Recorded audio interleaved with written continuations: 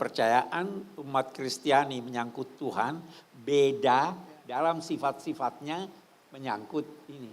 Tapi itu tidak menghalangi Nabi menulis perjanjian, menjanjikan bahwa kalian akan saya bela sebagaimana saya membela keluarga dekat saya. Nabi berpesan bahwa kalau seandainya, dan pesan ini berlaku untuk rombongan dan semua orang Nasrani sampai akhir zaman. Di teksnya itu, bisa dilihat di Google. Teksnya itu berkata apa? Kalau umat Kristiani membutuhkan sesuatu untuk kebutuhan agama mereka atau ingin merenovasi gereja-gereja mereka, hendaklah mereka dibantu bukan berupa hutang tapi pemberian. Ada itu. Kalau seandainya ada seorang muslim yang ingin menikahi seorang wanita Nasrania, maka dia boleh menikahinya dengan syarat tidak memaksanya dan dengan syarat harus seizin keluarga. Dan kalau dia telah menikah, maka tidak boleh diganggu-gugat ajaran agamanya.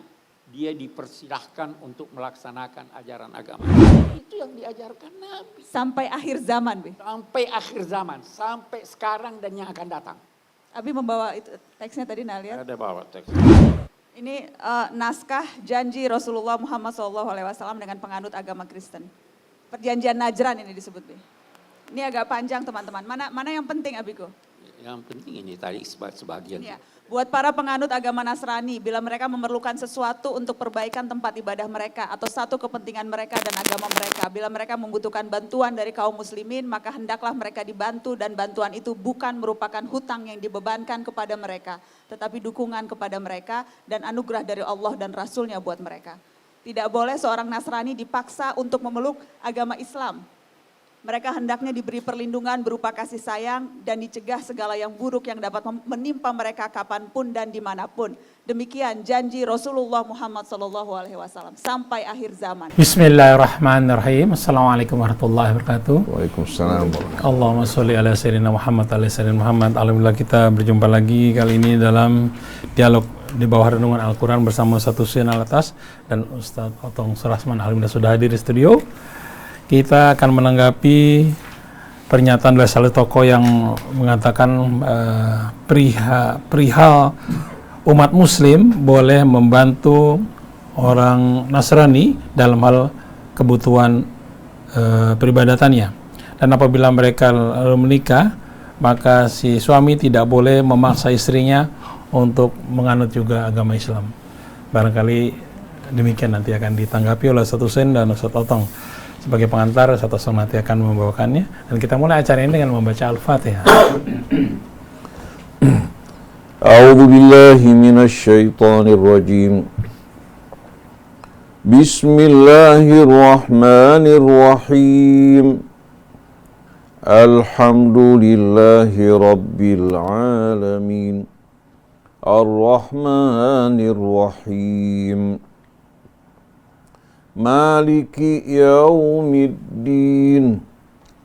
Iyyaka na'budu wa iyyaka nasta'in. Ihdinas siratal mustaqim. Siratal ladzina an'amta 'alaihim ghairil maghdubi 'alaihim waladdallin. Baik, kita sudah baca Al-Fatihah. Mudah-mudahan Allah mudahkan kita dalam memahami apa-apa yang disampaikan oleh guru-guru kita, Ustaz Husain dan Ustaz Otong. Kepada Ustaz Otong, kami persilakan untuk memberikan pengantarnya. Assalamualaikum warahmatullahi wabarakatuh. Alhamdulillah. Alhamdulillahi rabbil alamin wal 'aqibatu lil muttaqin. Asyhadu an la ilaha illallah wahdahu la syarika lah wa asyhadu anna Muhammadan 'abduhu wa rasuluh. Allahumma shalli wa sallim wa barik ala sayyidina Muhammadin wa ala alihi wa sahbihi ajma'in, amma ba'du. Faqad qala Allah ta'ala fil Qur'an Karim أعوذ بالله من الشيطان الرجيم بسم الله الرحمن الرحيم إن مثل عيسى عند الله كمثل آدم خلقه من تراب ثم قال له كن فيكون الحق من ربك فلا تكن من الممترين. صدق الله wa sadaqa Rasulullah SAW. Ya, sama-sama kita muliakan guru kita Hussein atas Bapak Haji Muhammad Krisna, Guru Rasil, para pendengar pemirsa Rasul TV yang dimuliakan Allah Subhanahu wa taala. Yang Al-Quran yang tentu sangat luar biasa yang harus kita pahami, terutama dalam konteks ya memelihara akidah kita, keimanan kita, supaya tidak terpengaruh dengan pengaruh-pengaruh yang positif dan negatif, berita-berita yang kurang jelas, yang kurang transparan. Terutama pada pagi hari ini kita akan membahas ya, sebuah peristiwa yang jarang sekali dibahas ya, terutama yang berkaitan dengan putusan ya para pendeta dari negeri Najran ya. Itu sempat dalam literatur dijelaskan berdebat dengan Rasulullah SAW ya. Kalau tidak salah itu sekitar 70 pendeta Nasrani dari negeri Najran. 60 pendeta. 60 ya, bukan 70 ya. Ya cukup banyak ya. Berdebat dengan baginda Nabi Muhammad SAW ya, terkait dengan Nabi Isa alaihissalam ya, dengan perdebatan yang sangat luar biasa ya. Yang terakhir itu yaitu Rasulullah menantang kepada mereka untuk bermubahalah ya, untuk saling melaknat ya, siapa yang benar ya, siapa yang dusta ya, kemudian dikasih waktu ya untuk memikirkan ya. Ternyata mereka tidak kembali ya, tidak melakukan mubahalah.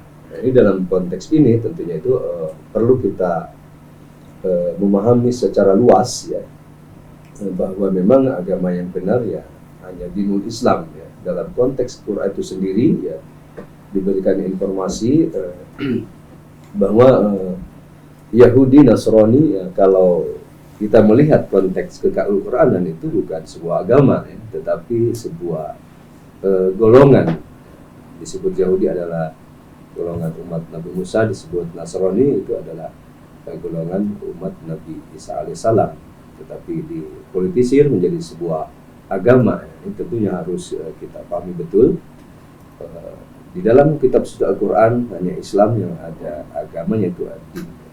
Inna dina indallahi Islam dan seterusnya. Nah, ini tentunya perlu kita pahami bahwa ada informasi-informasi misalkan yang membuat ragu terhadap umat Islam. Tentunya dengan peristiwa ini adalah sebuah ya jawaban ya, tentunya yang sangat akurat ya, bahwa kita pun harus berhati-hati dalam rangka mendengarkan pernyataan-pernyataan ya, yang misalkan kurang jelas ya. Bahkan saat ini umat manusia itu 8 miliar gitu. Dan informasi terbaru ya, Islam itu 1,7 miliar. Berarti sisanya itu non-muslim. Kenapa banyak laku gitu ya? Padahal jelas-jelas itu katakanlah ajaran yang tidak real ya. Artinya memang tidak sesuai dengan agama samawi, tidak sesuai dengan wahyu Allah. Mungkin karena apa, tidak mau pusing, tidak mau banyak melakukan ibadah, pengennya yang real-real saja lah, yang enteng-enteng saja ya. Termasuk keyakinan tadi misalkan bahwa ternyata para pendeta tersebut ya tidak berani untuk bermubahalah karena tahu mereka bahwa Rasulullah adalah Nabi Muhammad SAW, Nabi akhir zaman gitu. Nah, andai kata terjadi mubahalah ya pasti hancur, pasti kena musibah gitu. Mungkin ini sebagai pengantar untuk lebih jelasnya disampaikan oleh guru kita Saya atas. Terima kasih. Assalamualaikum warahmatullahi wabarakatuh. Waalaikumsalam warahmatullahi wabarakatuh. A'udzu billahi minasyaitonir rajim. Bismillahirrahmanirrahim. Alhamdulillahi rabbil alamin. Allahumma salli wa sallim ala sayyidina wa nabiyyina Muhammadin wa alihi wa sahbihi wa sallim. Subhanaka la ilma lana illa ma 'allamtana innaka antal alimul hakim wa la hawla wa la quwwata illa billahil aliyyil azim. Allahumma atina min indika rahmah wa 'allimna min ladunka ilman nafi'a wa anfa'na bima 'allamtana. Rabbana zidna ilman wa alhiqna bis salihin. Amma ba'du, ikhwan akhwat pendengar pemirsa radio TV Silaturahim yang dirahmati Allah, Ustadz Otom Surasman yang menemani kita, Ustadz Muhammad Krisna, ada juga Ustadz Isa bin Ahmad Taufik, Ondi, Fahri, Anis, dan seluruh kerabat kerja di studio, seluruh keluarga besar radio Silaturahim, seluruh kaum muslimin dan muslimat, seluruh saudara-saudari kita yang berasal dari ayah ibu yang sama, apapun latar belakang agama mereka, kita semua terikat oleh persaudaraan sesama manusia yang wajib untuk saling menjaga hubungan di antara kita, menjauhkan kezaliman, saling tolong-menolong dalam kebajikan, dalam perbuatan yang mulia, dan menjauhkan diri dari kerjasama dalam perbuatan-perbuatan yang akan menjerumuskan kita ke dalam perbuatan-perbuatan hina. Ini merupakan tuntunan Allah Subhanahu wa Ta'ala untuk kita semua. Tapi tetap sikap toleransi ini ya, tidak mengizinkan kita untuk mengatakan yang benar itu salah, yang salah itu benar. Kita wajib untuk mengatakan yang hak itu hak, yang batil itu batil, tapi tetap ya, kita sampaikan dengan cara yang baik, ya, tidak dalam bentuk intimidasi, ancaman maupun paksaan. Karena Allah Subhanahu wa Ta'ala telah memberikan pilihan, faman syaa falyu'min wa man syaa falyakfur. Siapa yang ingin beriman, silahkan dia beriman. Yang memiliki keingkaran, Allah tidak akan menghalanginya. Tapi di hari kemudian nanti dia akan berhadapan dengan Allah, Allah yang akan menghisab dirinya. Nah, saya ucapkan kepada semua, Assalamualaikum warahmatullahi wabarakatuh. Waalaikumsalam warahmatullahi wabarakatuh. Kajian kita pada pagi hari ini dalam tema besar Ulumul Quran berkaitan dengan kisah kedatangan umat Nasrani yang datang dari Najran. Itu setelah Fathu Mekah, setelah kota Mekah beralih ke tangan kaum muslimin. Itu pada tahun ke-8 dari hijrahnya Nabi kita Muhammad sallallahu alaihi wasallam, 2 tahun sebelum Nabi kita diwafatkan. Nabi mengundang ya, perwakilan dari umat Nasrani yang berasal dari Najran. Arahnya sebelah selatan kota Mekah dan dekat dari Yaman. Di mana sebagian besar warga Najran memeluk agama Nasrani. Maka Nabi mengundang mereka. Maka datanglah ya, kurang lebih sebanyak 60 orang yang mewakili umat Nasrani yang datang dari Najran. Ketika mereka tiba di Madinah, disambut oleh Rasul dan umat Islam dengan hangat. Kemudian di saat mereka berhadapan dengan Rasul, Rasulullah SAW menawarkan mereka untuk masuk ke dalam Islam. Sebagaimana Al-Masih alaihi salatu wassalam mengajarkan Islam, mengajak manusia semua berserah diri kepada Allah dan tidak mempersekutukannya dengan sesuatu, Nabi juga menawarkan kepada mereka untuk masuk ke dalam Islam. Mereka menjawab, kami telah Islam sebelum kamu. Sebelum jauh-jauh hari kami telah Islam. Ini pernyataan mereka. Artinya, aslamna, kami telah masuk Islam, qablaka, sebelum engkau bikafir. Rasulullah mengatakan kadzabtum, kalian berdusta. Kalian berdusta. Sekali-kali kalian bukan dari kalangan kaum muslimin yang mengikuti ajaran Al-Masih. Kenapa? Karena kalian mengatakan bahwasannya Allah memiliki anak.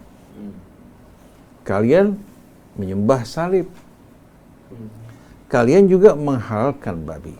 Kenapa babi disebutkan secara khusus? Karena dalam kitab perjanjian lama dengan tegas Allah mengharamkan babi. Allah mengharamkan babi. Tapi kenapa umat Nasrani justru menghalalkan babi? Padahal umat Nasrani terikat dengan Injil sebagaimana juga terikat dengan kitab perjanjian lama. Oleh karena itu kita lihat perjanjian lama dan baru disatukan ya, dalam sebuah kitab yang bernama Bible.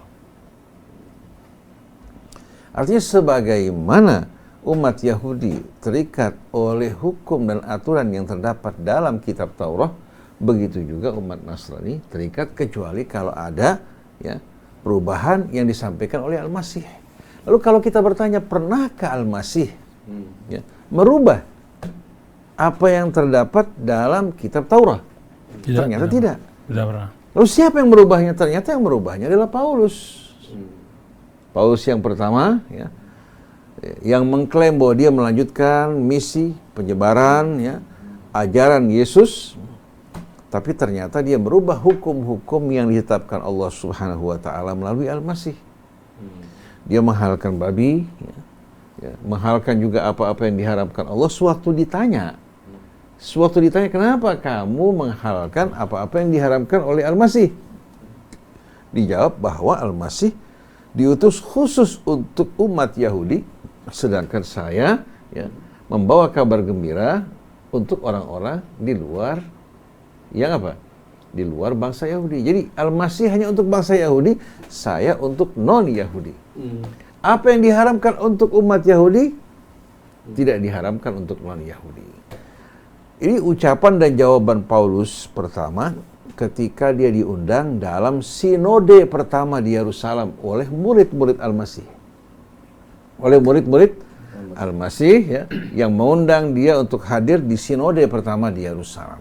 Ketika ditanya kenapa kamu melakukan hal ini, dia mengatakan bahwa saya diutus untuk non-Yahudi, sedangkan apa yang diharamkan ya,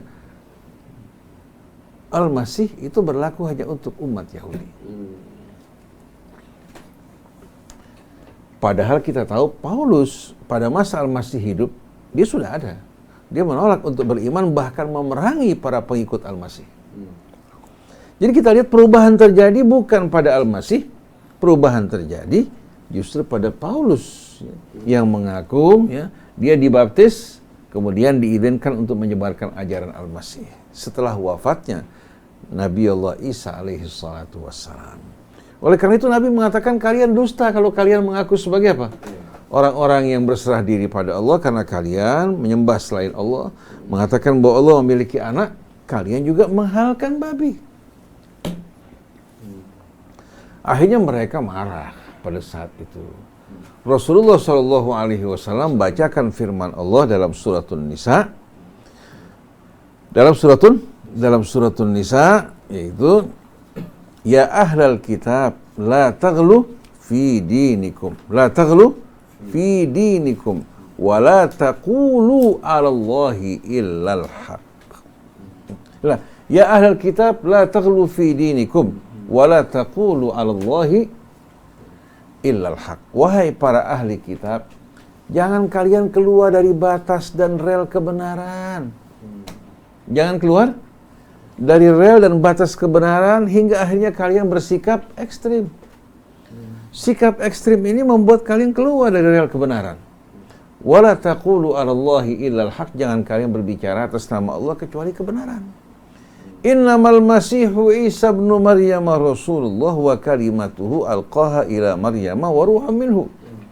Sesungguhnya Al-Masih Isa ibnu Maryam adalah Rasulullah dan kalimatnya yang Allah Subhanahu wa ta'ala lontarkan kepada Maryam. Maksud kalimatnya apa?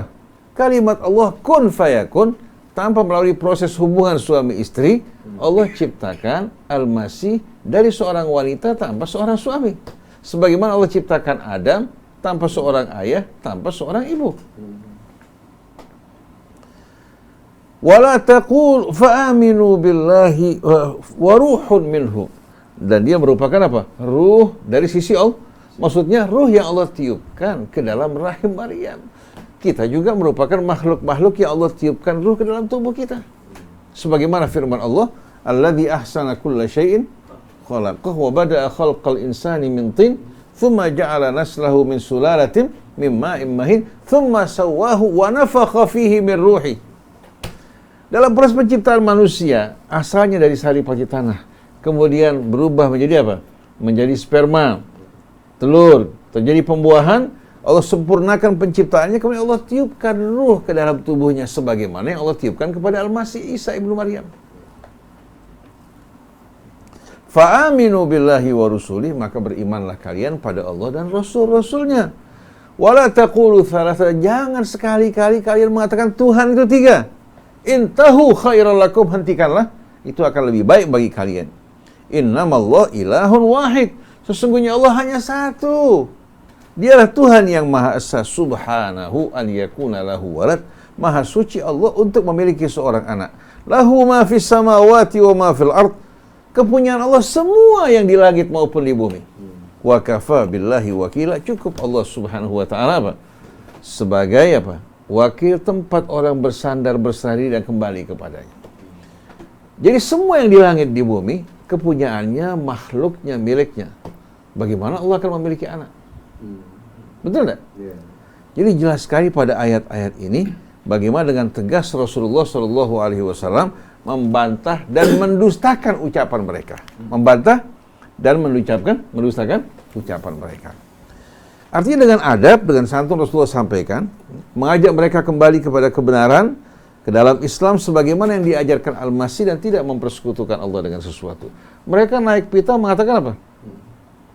Kalau gitu bagaimana mungkin manusia dilahirkan tanpa seorang ayah? Dijawab oleh Allah Subhanahu wa taala dalam surat Al-Imran yang dibacakan Nabi kita Muhammad sallallahu alaihi wasallam pada ayat 59, "Inna mathala Isa indallah." Sesungguhnya perumpamaan Isa di sisi Allah kamathali Adam. Persis seperti Adam. Khalaqahu min turabin, Allah ciptakan Adam dari tanah, begitu juga Allah ciptakan Isa dari tanah, dari sari pati tanah.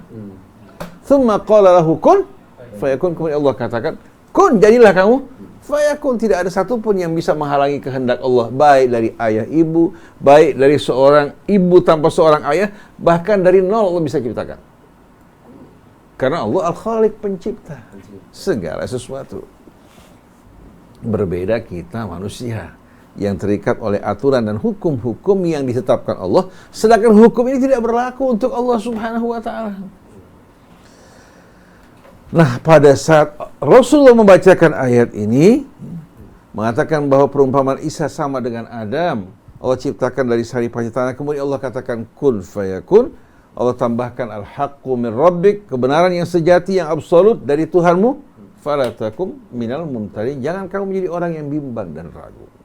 Ternyata mereka masih berkelit, masih mengelak, masih menolak, membantah dengan argumentasi-argumentasi yang tidak berdasarkan kebenaran. Akhirnya Rasulullah SAW diperintahkan Allah untuk melakukan mubahalah. Untuk melakukan mubahalah. Artinya, ya, mengajak mereka berhadap-hadapan. Rasulullah SAW bersama keluarganya, mereka bersama rombongan mereka untuk bersama-sama berkumpul di satu tempat, kemudian mengangkat tangan kepada Allah Subhanahu wa ta'ala untuk menjatuhkan laknat bagi mereka yang berdusta. Akhirnya Allah Subhanahu wa ta'ala katakan pada Rasulnya, "Faman hajjaka fihi min ba'di ma ja'aka minal ilmi, faqul ta'alu nad'u abna'ana wa abna'akum." Siapa saja yang membantah engkau, wahai Rasulullah, dalam soal ketuhanan, setelah apa? Datang keterangan, penjelasan atas dasar ilmu yang tidak meragukan. Barang siapa yang membantah engkau, dalam urusan ini, setelah datang penjelasan dan ilmu dari sisi Allah Subhanahu wa taala, faqul ta'alau nad'u abna'ana wa abna'akum wa nisa'ana wa nisa'akum wa anfusana wa anfusakum thumma nabtahil fanaj'al la'natullahi 'alal kadhibin. Katakan pada mereka, wahai Rasulullah, itu kaum Nasrani yang berasal dari Najran. Mari kita panggil anak-anak kami. Kalian juga memanggil anak-anak kalian. Begitu juga wanita-wanita kami, dan kalian juga memanggil wanita-wanita kalian.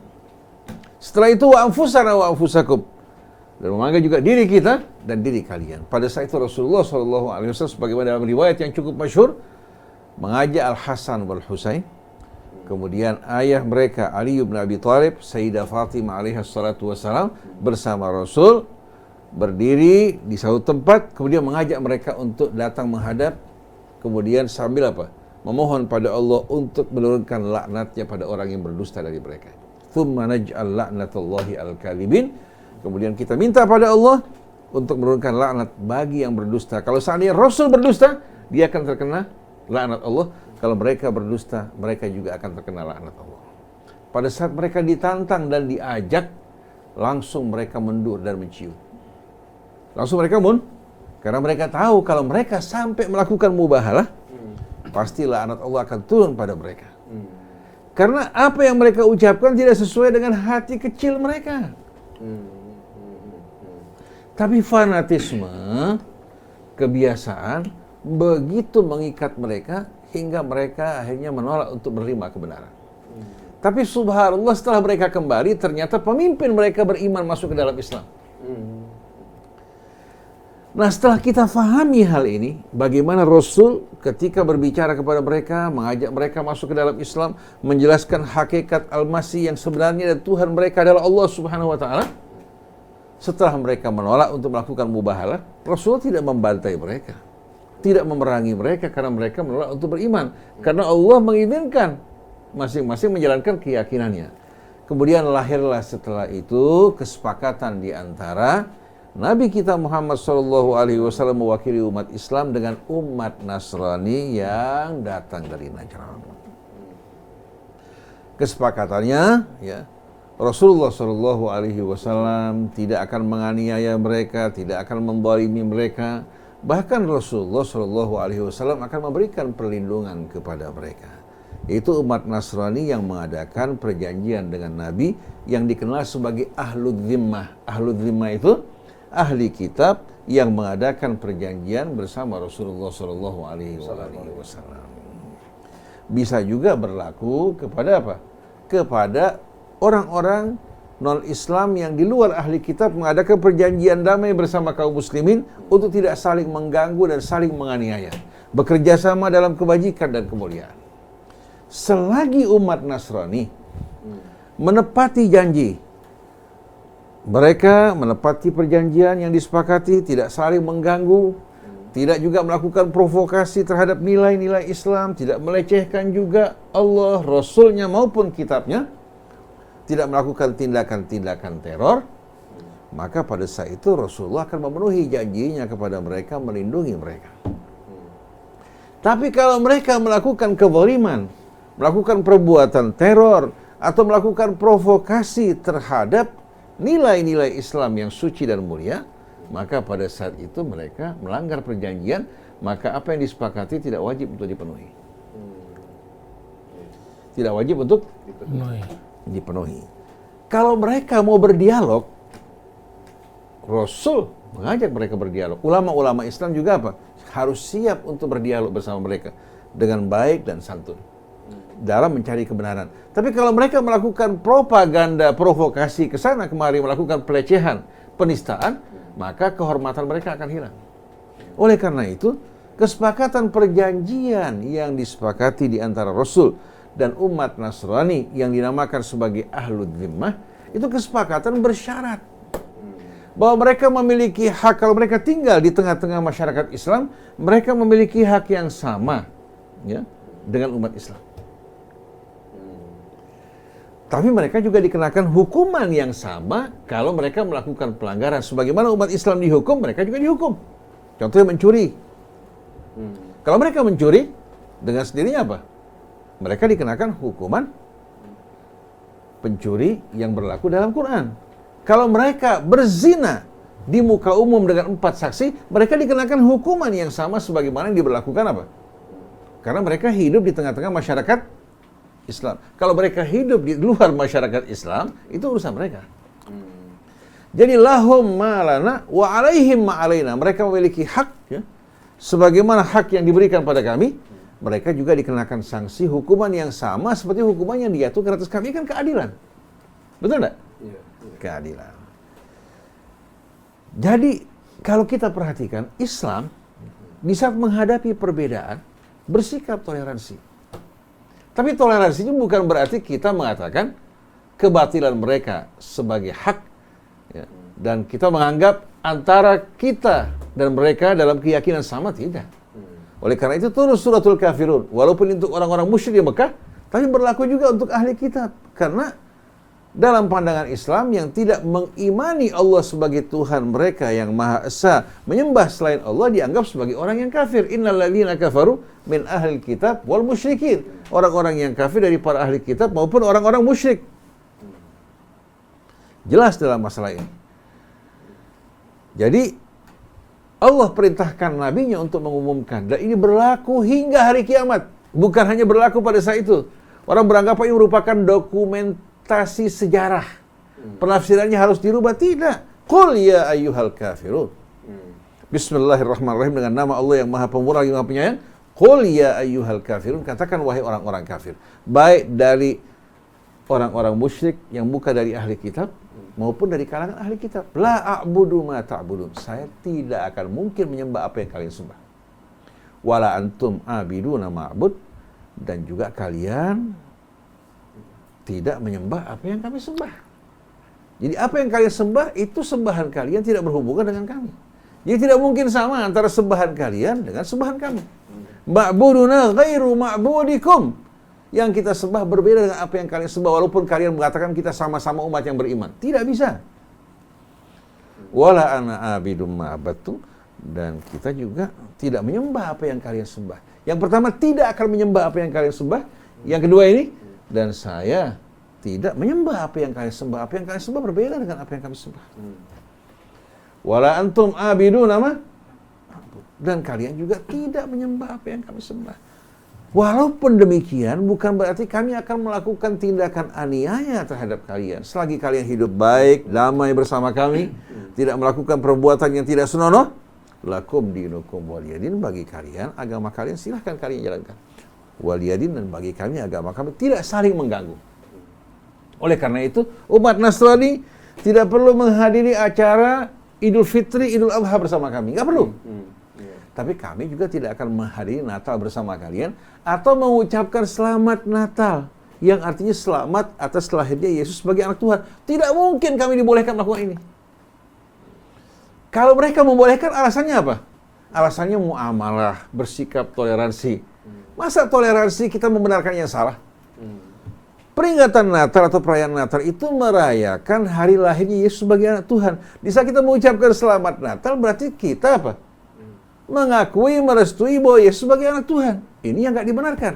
Tapi bagaimana seandainya non-Muslim, Nasrani tetangga kita mau merayakan Natal, tidak punya uang, dalam keadaan butuh, atau dia sakit, dia susah. Kalau kita berikan bantuan untuk mereka, baik itu makan, minum, atau katakan berobat, atau pendidikan, atau dia ingin bersenang-senang pada hari rayanya, kita berikan, itu bukan kesalahan.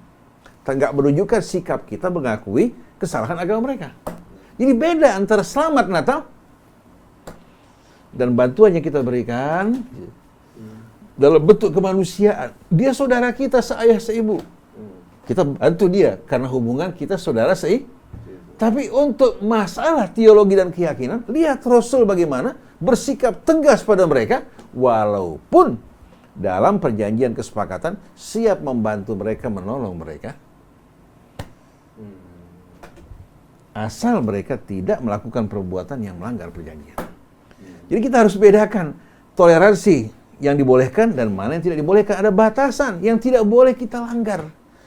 Jadi walaupun ulama sebesar apapun, mau dari Indonesia, mau dari luar Indonesia, tidak dibenarkan melanggar batas ini. Karena Rasul sendiri diperintahkan Allah, qul ya ayyuhal kafirun. Apakah berarti Rasul tidak toleran? Toleran. Orang-orang musyrik yang datang berlindung kepada umat Islam dilindungi. Wa in ahadun minal musyrikin astajaraka fajirhu. Kalau ada orang musyrik mohon perlindungan pada kamu, lindungi dirinya. Wa in ahadun minal musyrikin astajaraka fajirhu hatta yasma'a kalam Allah thumma ablighu ma'mana. Kamu berikan perlindungan, kemudian bacakan ayat-ayat Allah. Mudah-mudahan dia mendapatkan hidayah. Kalau tidak mau, sampaikan, lindungi di tempat yang aman. Tidak terganggu. Jadi kalau dia menolak, tetap dilindungi, diberikan tempat yang aman, tapi kewajiban kita membacakan ayat Allah sebagai hujjah Allah bahwa ini orang telah mendengar apa-apa yang Allah Subhanahu wa ta'ala turunkan dalam kitabnya. Jadi jangan disatukan, disamakan antara toleransi dalam perlakuan yang tidak sama sekali melanggar batas-batas dengan hal-hal yang kembali kepada apa?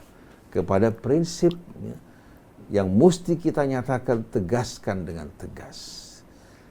Ini tidak akan berubah sampai hari kiamat. Begitu juga bantuan yang kita akan berikan pada umat Nasrani yang bersikap baik, atau umat Yahudi, atau di luar Yahudi yang bersikap baik, hidup bersama kami. Kalau dia susah, dia sakit, wajib untuk kita berikan pertolongan buat dia.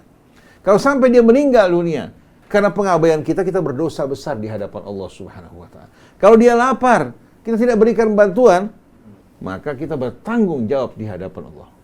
Tapi tetap kita mengajak dia untuk kembali kepada Allah, masuk ke dalam kebenaran sebagaimana yang diajarkan Al-Masih, diajarkan oleh para nabi dan rasul.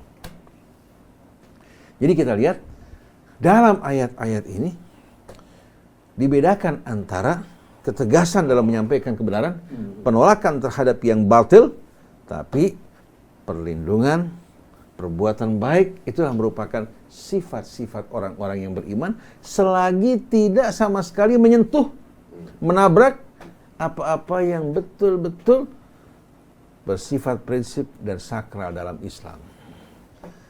Kalau sudah melakukan pelanggaran seperti orang mengucapkan selamat Natal, padahal jelas-jelasan Natal untuk merayakan hari lahir Yesus sebagai anak Tuhan yang seharusnya kita tentang. Yesus tidak punya anak. Atau Al-Masih tidak punya anak. Dia seorang hamba Allah dan Rasulnya. Lalu kalau dia mengatakan, kita tidak bicarakan masalah ini, saya dalam keadaan susah butuh bantuan, bantu dia. Oleh karena itu, dalam pemerintahan Islam, kalau seandainya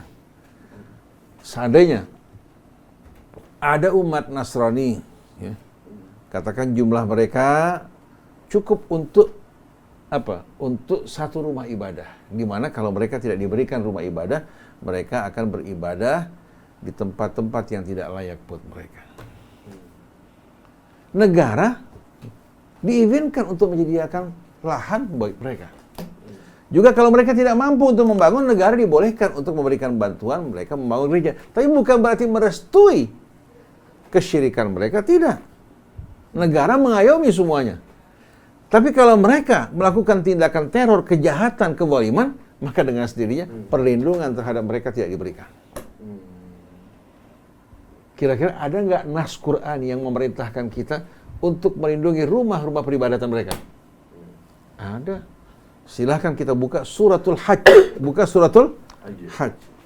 Ayatnya, ayat 39-40. Ya. Dimulai dari ayat 39, kita baca dulu ya, biar jelas. Ya, jadi bukan kita mengambil sepotong-sepotong. Udzina lilladzina yuqataluna bi annahum zulimu wa innallaha ala nasrihim laqadir. Diizinkan bagi mereka-mereka yang diperangi secara aniaya. Jadi mereka yang diperangi secara aniaya diizinkan oleh Allah untuk mengangkat senjata memerangi mereka. Ini ayat pertama yang turun mengizinkan umat Islam untuk mengangkat senjata. Di Mekah 13 tahun tidak. Di Madinah juga pada permulaan dakwah tidak. Tapi di belakang hari, setelah umat Islam punya kemampuan, diizinkan untuk membalas, mengangkat senjata, ya, menghukum mereka-mereka yang pernah menganiaya diri mereka. Seperti penduduk Mekah yang mengusir, yang merencanakan pembunuhan terhadap Rasul dan juga merampas rumah dan harta benda mereka. Diizinkan bagi mereka yang diperangi secara aniaya ya, untuk berperang karena mereka dianiaya. Wa innallaha ala nasrihim laqadir. Sungguh Allah untuk memenangkan mereka maha kuasa. Berarti izin perang pada saat mereka dizalimi. Adapun di saat hidup damai, berbeda agama, tidak boleh kita mengganggu mereka. Alladzina ukhriju min diyarihim bighairi haqqin illa an yaqulu rabbuna Allah. Itu mereka-mereka yang diusir dari tempat-tempat kediaman mereka tanpa dasar kebenaran. Tidak berbuat jahat, tidak melakukan tindakan teror, tidak melakukan perbuatan aniaya, mereka diusir dari rumah mereka. Bahkan sebahagian mereka disiksa dianiaya. Dosa mereka hanya mengatakan Rabbuna Allah, Tuhan kami Allah. Bagaimana Abu Jahal begitu kejam menyiksa Bilal hanya karena mengatakan Ahad. Begitu juga sahabat-sahabat yang lain seperti Khabbab ibn al-Arad. Sekian banyak sahabat yang disiksa dianiaya karena mengatakan Tuhanku Allah. Walaula daf'ullahin nasa ba'dahum bi ba'din. Kalau Allah tidak mengizinkan kepada kekuatan kebenaran untuk menghadapi keganasan mereka-mereka yang berbuat jahat. Jadi kalau Allah tidak mengizinkan sebahagian kelompok yang membela keadilan, kebenaran untuk mengangkat senjata menghadapi mereka-mereka yang melakukan kejahatan dan keganasan, apa yang akan terjadi? Kalau kezaliman dibiarkan, lahuddimat sawami'u wa biya'un wa salawatun wa masajidu yudhkaru fiha ismullahi katsira. Niscaya sawami jamak dari sauma'ah, rumah beribadahnya orang-orang yang mendekatkan diri pada Allah. Jadi dulu ada orang-orang yang mengasingkan diri untuk beribadah pada Allah Subhanahu wa taala. Jadi sawami jamak dari sauma'ah. Wa biya'un, biya adalah gereja-gereja. Jamak dari biya. Jamak biya kemudian dijamak menjadi biya. Itu gereja-gereja umat Nasrani. Kemudian wassalawat, tempat sholatnya orang Yahudi. Wa masajid, dan tempat-tempat beribadahnya orang-orang Jadi kalau bukan karena Allah Subhanahu wa taala mengizinkan sebahagian orang yang membela kebenaran untuk menghadapi keganasan mereka-mereka yang berbuat zalim, niscaya rumah peribadatan orang-orang yang mensucikan diri, gereja-gereja, tempat ibadahnya orang Yahudi maupun tempat ibadahnya kaum muslimin akan dihancurkan. Karena apa? Karena kelompok-kelompok yang memaksakan kehendak mereka atas orang lain. Seperti kejadian di Bosnia. Bagaimana umat Nasrani di Bosnia melakukan pembantaian terhadap kaum muslimin? Di Bosnia, di Kosovo, ya. Kita lihat bagaimana di Pristina, berapa banyak korban yang berjatuhan. Bahkan terjadi juga di Ambon. Ketika umat Nasrani di hari raya kaum muslimin melakukan pembantaian terhadap umat Islam. Saya nggak mengatakan seluruh umat Nasrani, sebahagian umat Nasrani dengan kejam melakukan hal seperti ini. Jadi Allah jelaskan bagaimana izin peperangan itu bukan untuk merusak rumah-rumah ibadat, bukan untuk mengganggu orang yang berbeda agama, tapi di antara tujuan dan izin untuk berperang itu melindungi rumah-rumah peribadatan, bukan hanya masjid, tapi rumah peribadatan orang Nasraninya, orang Yahudinya, rumah-rumah ibadah bersucinya orang-orang yang mensucikan itu untuk dilindungi. Itu salah satu tujuan. Oleh karena itu umat Islam, apabila pemerintahan Islam berdiri, kemudian di tengah-tengah mereka terdapat non-Muslim, baik umat Nasrani, umat Yahudi, termasuk juga orang-orang Buddha, pemerintahan Islam wajib untuk mengayomi semuanya, bukan hanya orang Islam. Karena mereka merupakan warga apa? Warga negara dari pemerintahan yang dipimpin oleh orang Islam. Wajib melakukan keadilan terhadap mereka. Umat Nasrani, jumlah mereka membutuhkan satu rumah peribadatan. Berikan lahan buat mereka. Kalau mereka tidak mampu, juga diberikan anggaran untuk membantu rumah peribadatan mereka. Sebagai bentuk apa? Perlindungan, layanan yang diberikan untuk umat Nasrani. Adapun mengajak mereka ke dalam Islam bukan dengan ancaman, bukan dengan intimidasi, bukan dengan membuat mereka sempit, tidak. Allah ingin mereka beriman dengan kesadaran mereka. Kalau mereka butuh makan, diberikan makan. Butuh pendidikan juga dibantu. Ya. Butuh perlindungan, dilindungi. Kalau orang Islam membalimi mereka, pemerintah wajib untuk menghukum mereka. Jadi kita lihat jelas bagaimana Islam membedakan di antara toleransi pada hal-hal yang dibolehkan. Kemudian larangan kita bertoleransi pada prinsip-prinsip keimanan kita. Oleh karena itu, mengucapkan selamat Natal, kembali saya ulangi, haram hukumnya. Bukan karena kita ingin menzalimi umat Nasrani, tapi ingin menegaskan bahwa keyakinan mereka salah yang beranggapan bahwa apa? Al-Masih sebagai anak Tuhan. Kita nggak boleh membenarkan hal ini. Kalau sampai kita ikut merayakan dan mengatakan selamat Natal, maka rambu-rambu agama Allah hilang, yang ada semua agama itu benar. Keyakinan mereka sama keyakinan kami sama. Mereka adalah orang-orang yang beriman, padahal Nabi mengatakan kadzabtum, kalian dusta. Sampai diadakan mubahalah menggambarkan bagaimana seriusnya Rasulullah SAW dalam menegaskan prinsip tauhid. Tapi begitu mereka menolak mubahalah, Nabi perlakukan mereka dengan baik dan mulia. Berjanji untuk melindungi mereka sebagaimana melindungi apa? Melindungi dirinya dan kaum muslimin dengan syarat mereka tidak berbuat bohong. Nah, ini berlaku untuk umat Nasrani yang membuat kesepakatan dan bersikap adil. Lalu bagaimana umat Nasrani yang mengangkat senjata memerangi kita? Atau mereka membantu musuh-musuh yang memerangi kita? Mereka tidak memiliki hak yang sama.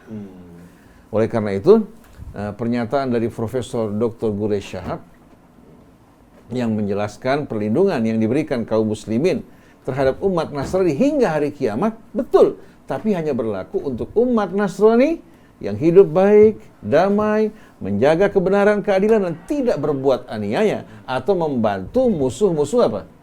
Kaum muslimin untuk memerangi kita. Maka dengan tegas Allah mengatakan la yanhakumullahu 'anil ladzina lam yuqatilukum fid din. Allah tidak melarang kalian dari orang yang tidak memerangi kalian dalam agama. Ya? Wa lam yukhrijukum min diyarikum, dan tidak mengusir kalian dari rumah-rumah kalian.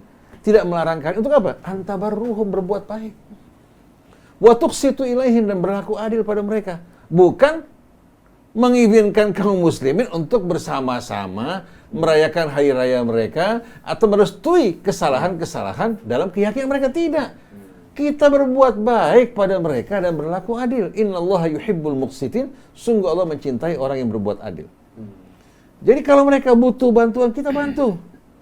Untuk keamanan mereka, umat Islam boleh melindungi keamanan mereka. Bukan berarti melindungi keamanan mereka, mengakui kebenaran agama mereka, tidak.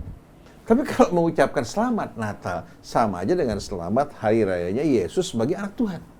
Dari mulai dulu kita hidup rukun bersama mereka. Kenapa kita harus dipaksakan membenarkan apa-apa yang salah menurut keyakinan kita, atau mereka juga diharuskan untuk apa? Bersama-sama merayakan hari raya kita? Enggak. Tidak perlu kalian ikut Idul Fitri. Tidak perlu Idul Adha. Tidak perlu kalian memperingati Maulid Nabi. Kami juga tidak akan sama sekali merayakan Natal bersama kalian. Tapi kami tetap akan berpegang pada prinsip kebenaran, keadilan, akan berlaku baik terhadap kalian dan tidak mengganggu sesama kalian. Nah, kemudian ada hal yang perlu kita ingatkan di sini. Bahwa setelah peristiwa mubahalah tadi, Allah lanjutkan, inna hadza lahuwal qasasul haq. Yang dikisahkan ini bukan dongeng. Adalah kisah-kisah yang hak. Wa ma min ilahin illallah. Wa min ilahin illallah. Dan tidak ada ilah kecuali hanya Allah. Kembali ditegaskan. Wa innallaha lahuwal azizul hakim. Dan sesungguhnya Allah Maha Perkasa lagi Maha Bijaksana. Fa in tawallaw, kalau mereka berpaling, bagaimana sikap Rasul? Fa innallaha alimun bil mufsidin. Sungguh Allah Maha tahu yang melakukan kerusakan. Artinya kita nggak boleh maksa mereka. Nah, pada ayat berikutnya kita lihat bagaimana keindahan Islam. Qul ya ahlal kitab. Katakan wahai para ahli kitab, Yahudinya, Nasraninya, dan lain-lainnya. Ta'alau ila kalimatin sawa'in bainana wa bainakum. Mari bersama-sama kita kembali berpegang pada prinsip yang sama yang disepakati antara kami dan kalian. Itu dakwah bersatu, ya. Bukan berarti menerima keyakinan orang-orang yang berbeda sama dengan apa yang kita yakini, nggak benar. Tapi yang benar, mari bersama-sama kita kembali berpegang pada kalimat dan prinsip yang sama antara kami dan kalian. Apa itu? Allah na'budu illallah, bahwa kami tidak akan menyembah kecuali hanya Allah. Wala nusyrika bihi syai'a, dan kami tidak akan mempersekutukan Allah dengan sesuatu. Wala yattakhidha ba'duna ba'dhan arbaba min dunillah, dan jangan sebahagian kami menjadikan sebahagian yang lain sebagai rob-rob selain dari Allah. Sebagaimana kami ingatkan, jangan kalian menjadikan Yesus sebagai anak Tuhan, sebagai rob ya, selain dari Allah. Kami juga tidak akan mengangkat Nabi kita Muhammad SAW sebagai rob selain dari Allah. Beliau Nabi dan Rasul yang menyampaikan risalah Allah. Kalau kita menyembah Nabi atau menjadikannya sebagai rob, kita masuk dalam golongan orang musyrik yang tak terampunkan di hari kemudian nanti. Fa in tawallau, gimana kalau mereka berpaling? Kalau mereka berpaling, tidak perlu paksakan mereka. Bahkan tidak boleh memaksa mereka. Faqulu syhadu bi anna muslimun, katakanlah, saksikanlah bahwasannya kami adalah orang-orang yang berserah diri kepada Allah. Kalau kalian menolak, kami tidak akan paksa kalian. Tapi perhatikan dan camkan bahwa kami adalah orang-orang yang berserah diri kepada Allah Subhanahu wa taala.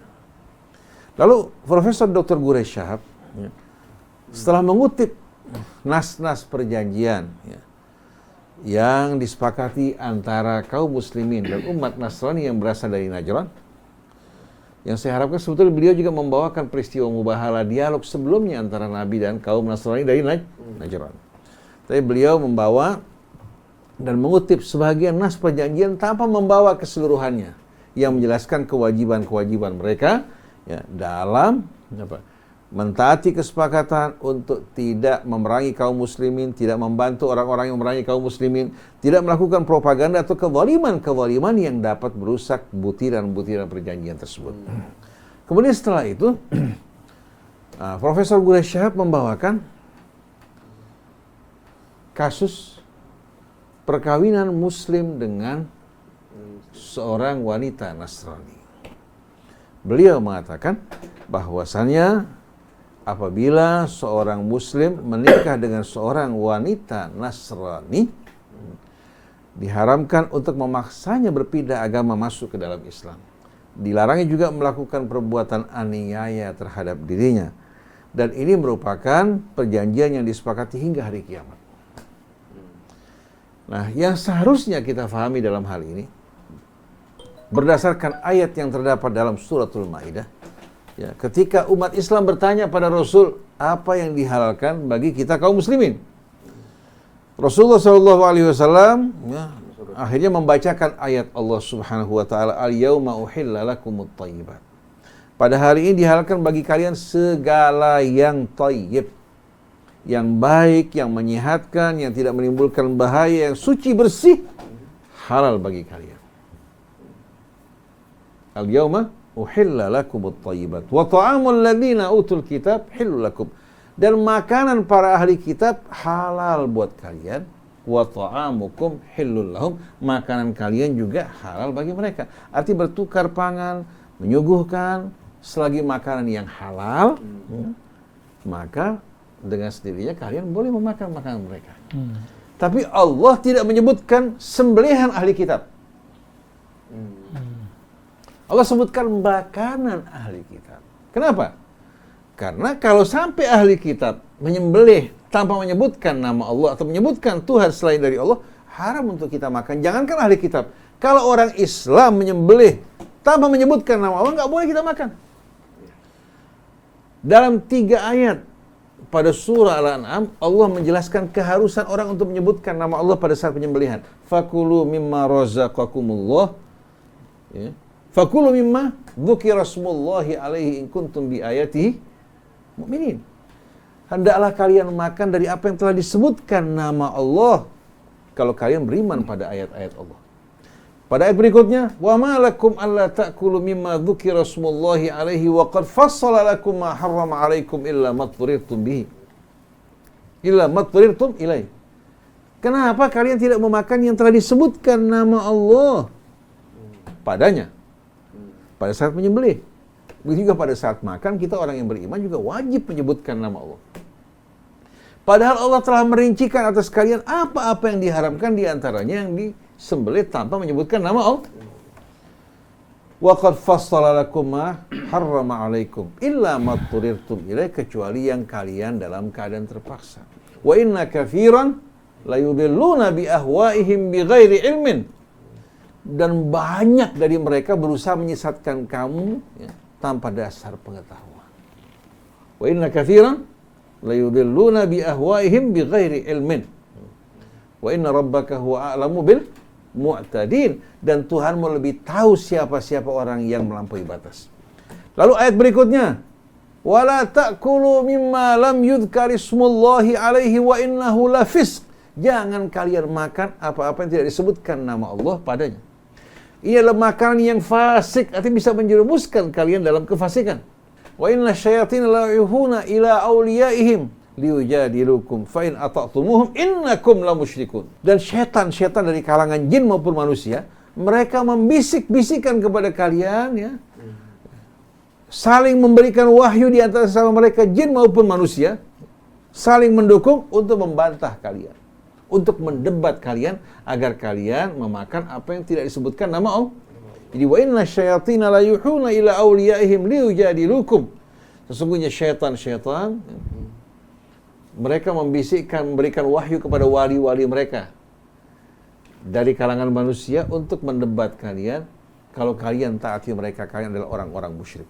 Ini penegasan Allah supaya kita makan dari apa yang telah disebutkan nama Allah padanya. Ini dari orang Islam.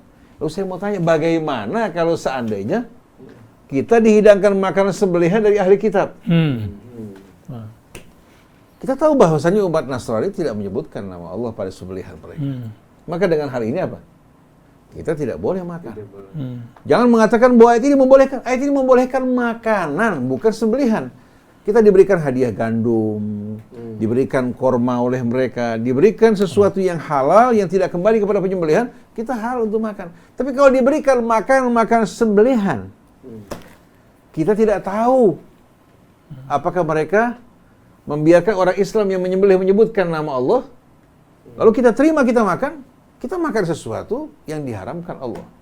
Saya ingat pada tahun 70-an, saya tinggal di daerah Utangkayu, Rawamangun. Saya punya tetangga seorang Advent. Kita orang Islam.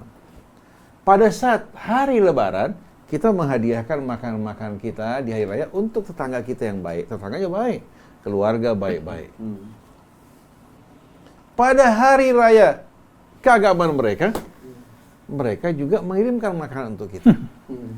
Cuma mereka menjaga keyakinan kita. Minta orang Islam untuk menyembelih ayamnya.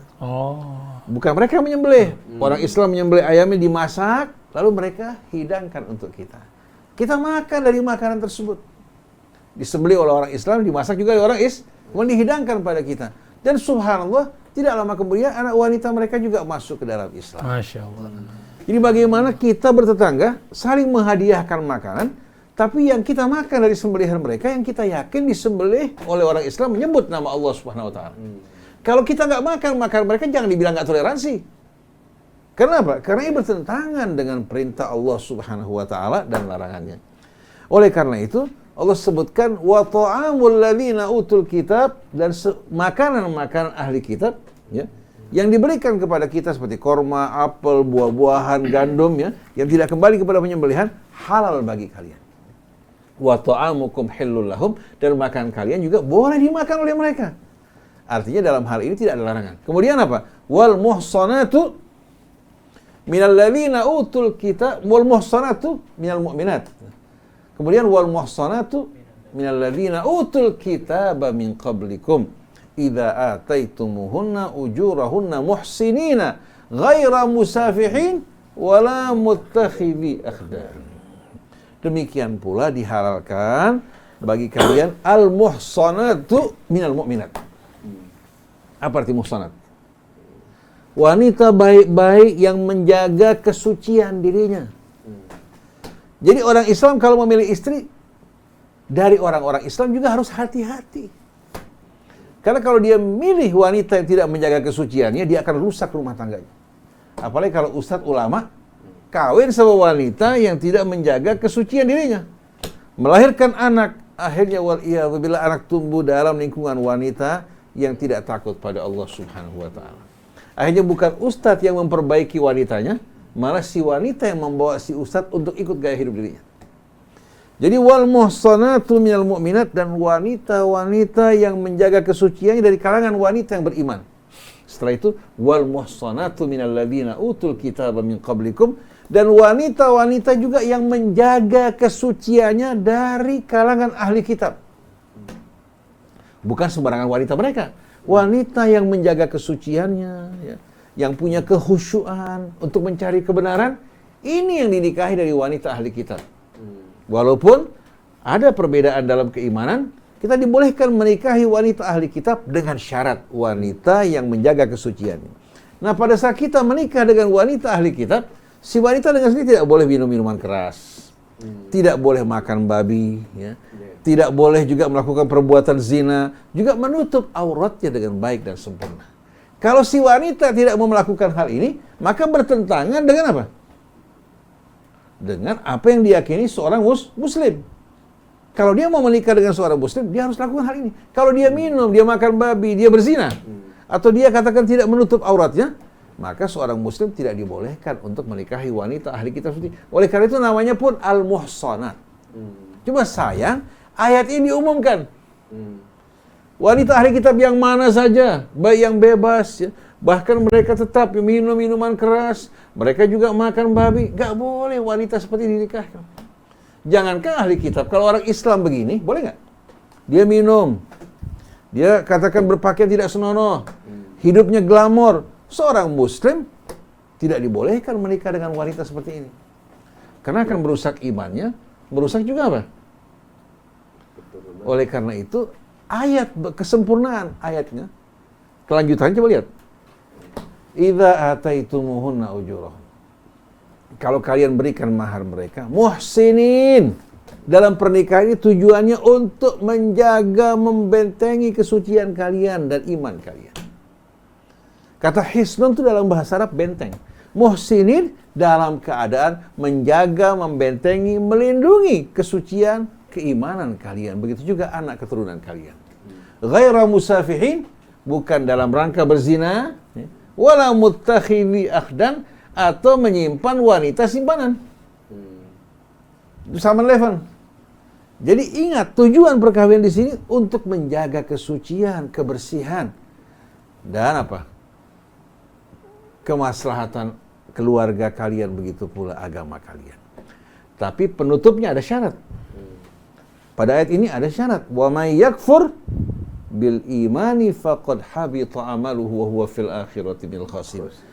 Apabila seorang yang menikah dengan non-muslim, dengan ahli kitab, menjerumuskan dirinya dalam kekafiran, maka seluruh amal-amalnya berguguran dan dia termasuk dari orang yang merugi. Artinya, seorang pria yang akan menikahi wanita ahli kitab harus menimbang, memperhitungkan kira-kira agamanya akan rusak apa tidak. Kemudian anak yang akan lahir nanti bagaimana? Kalau sampai pernikahan ini menjerumuskan dalam kekafiran, jangan salahkan Allah.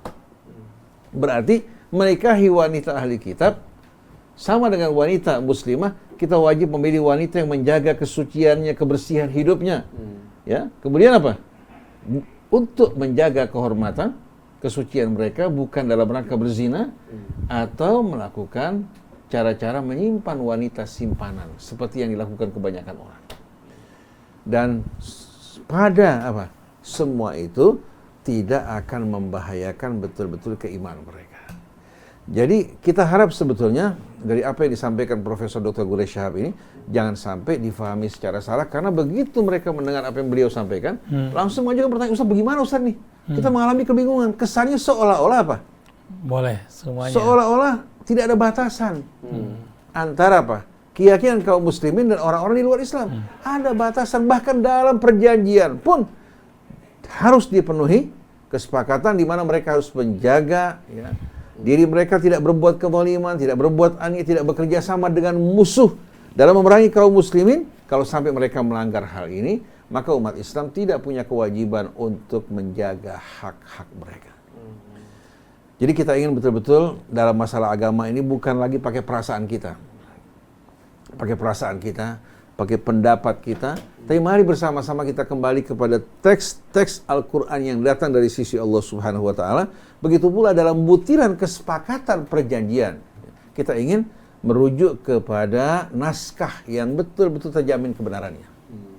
Bukan naskah ya yang diambil katakan dari gereja San Catherine di Mesir ya. Yang katanya ini merupakan naskah yang dibuat oleh Rasulullah SAW yang ditulis oleh Imam Ali alaihi salatu wassalam. Kita ingin betul-betul naskah yang absolut kebenarannya, yang berisikan butiran-butiran perjanjian yang betul-betul melindungi hak-hak mereka, juga hak-hak kita. Jadi bukan hanya melindungi hak umat Nasrani, juga melindungi hak-hak kita kaum muslimin. Dan ini baru bisa dilakukan di saat umat Islam diperintah oleh pemimpin Islam. Diperintah oleh apa? Pemimpin Muslim yang menjalankan agama Allah. Kalau umat Islamnya minoritas atau mayoritas yang tidak punya daya, tidak bisa sama sekali menjalankan hukum Allah Subhanahu wa taala, dengan sendirinya hal-hal seperti ini tidak mungkin dapat dilakukan walaupun ya, kita umat Islam tidak akan berbuat aniaya terhadap non-muslim yang tidak melakukan perbuatan-perbuatan yang tidak benar. Hal ini saya sampaikan dan kita bahas pada pagi ini karena adanya pertanyaan-pertanyaan yang menunjukkan keresahan sebagian kaum muslimin ketika mendengarkan pernyataan yang disampaikan oleh Profesor Dr. Quraish Shihab. Jadi apa yang beliau sampaikan dalam melindungi umat Nasrani dan hak-hak mereka itu betul, tapi dengan juga kewajiban yang sama dari mereka. Tapi tetap tidak sama sekali berarti kita dibolehkan untuk apa? Melampaui batas di mana kita toleransi dalam keimanan dan prinsip-prinsip keyakinan yang dilarang oleh Allah Subhanahu wa taala. Bahkan Rasul dalam hal ini bersikap tegas sampai melakukan mubahalah. Mudah-mudahan dapat difahami. Dan Allah Subhanahu wa taala lindungi kita dari segala ketergelinciran dan jadikan kita dari hamba-hambanya yang betul-betul mencintai kebenaran, menyambutnya dan berjuang hidup mati untuk membela kebenaran yang datang dari sisi Allah, sebagaimana contoh Ashabul Kahfi yang diceritakan kepada kita semua. Innahum fityatun amanu bi rabbihim wa zidnahum huda wa rabatna ala qulubihim id qamu faqalu rabbuna rabbus samawati wal ard lan nad'u min dunihi ilaha laqad qulna idzan syatata. Subhanakallahumma wa bihamdik asyhadu an la ilaha illa anta astaghfiruka wa atubu ilaik wal afu minkum. Wassalamu alaikum warahmatullahi wabarakatuh. Waalaikumsalam warahmatullahi wabarakatuh. Terima kasih Ustaz Hussein, Ustaz Totong, Iwan dan Ahmad. Demikian tadi Ustaz Hussein dalam menanggapi pernyataan dari Bapak Quraish Shihab. Tadi sudah ada kutipannya ya. Mudah-mudahan kita menjadi cermin dalam hal menanggapi ini. Baik, terima kasih. Saya Muhammad Krishna, kemudian juga Ustaz Isa di sini juga ada, kemudian ada Ondi dan juga Anis Mualim. Mohon pamit. Wabillahi taufiq wal hidayah. Assalamualaikum warahmatullahi wabarakatuh. Waalaikumsalam warahmatullahi wabarakatuh.